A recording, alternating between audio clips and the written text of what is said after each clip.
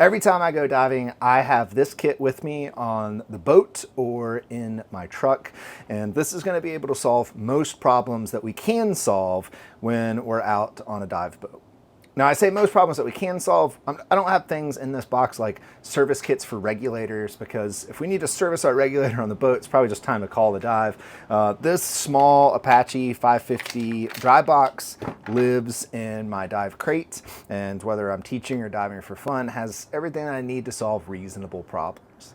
Now, obviously, this has evolved over the past 10 years. I used to have a big toolbox I carried everywhere with me. Then I realized that was taking up too much space, and I've changed this dozens of times. But what I have now seems to be working for the moment pretty well. Inside, I've got a basic O-ring kit, Viton O-ring kit, that has all the O-rings that I would need, and I've added a number of high pressure spools as well as these really nice DIN O-rings here that tend to last way longer than the regular Viton ones. A couple of mouthpieces, at least two. Changing out a mouthpiece can get rid of a lot of headaches during a dive. If you've got a ripped mouthpiece or a tear where you're sucking water in, that's just no fun. So I've got a couple of mouthpieces on hand. Other spares, batteries. I've got the Energizer Ultimate Lithiums for my shearwater computer, and cheaper AA batteries for when people don't have their own and need to borrow it for their shearwater. So I've got a bunch of batteries here in this little bag.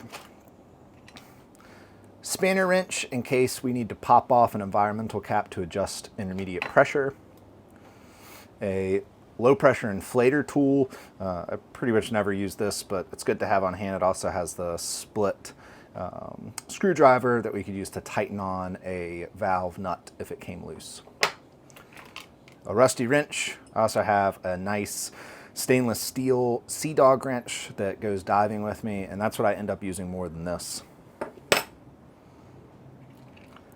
A simple intermediate pressure gauge with a low pressure inflator connection.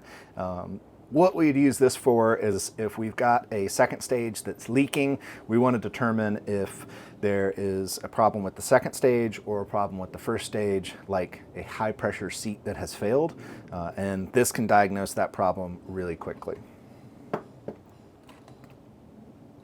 Bolt extenders. If we've rented doubles and we get to the dive site and we realize that our backplate does not fit those doubles, these come in handy, as well as a couple different sized wing nuts in here. A DIN cert if somebody needs to turn a DIN into a yoke. A spare pony bottle gauge for stage pressure gauges that break or leak. Plenty of zip ties. A spare pencil and a Sharpie. Sharpie is crucial to have in case we need to label our tanks or something like that. A spare pen, some silicone grease, some zipper lube, deoxit gold for cleaning connectors, a few different kinds of O-ring picks,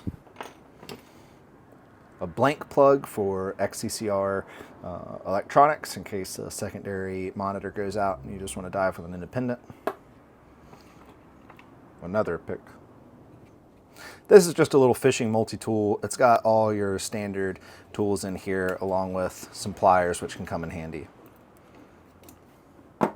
Typically keep some high pressure and low pressure port plugs in here. It looks like I need to restock, but there's one. And last up is a loonie, which is the correct size for shearwater computers to change the batteries. So you're not supposed to use a quarter, you're supposed to use a loonie. So all that stuff fits easily in this 550 case. I've got things to solve common problems, O-rings, batteries, mouthpieces, stuff like that. Like I said, there is a time to call a dive if we've got a bad regulator and we don't have a spare, if our regulator needs service, something along those lines. I can't solve every scuba issue here, but some problems are better left to the workbench. So I'd advise you to make sure that you have plenty of spares so you're an independent diver. A kit like this will give you the ability to save a lot of dives, but don't bring too much stuff on the boat. You have a limited amount of space on the boat and you don't want to crowd your neighbor's space. So hopefully this helps you build out your own Save a Dive kits and gives you a couple of tips and ideas. And I thank you for watching.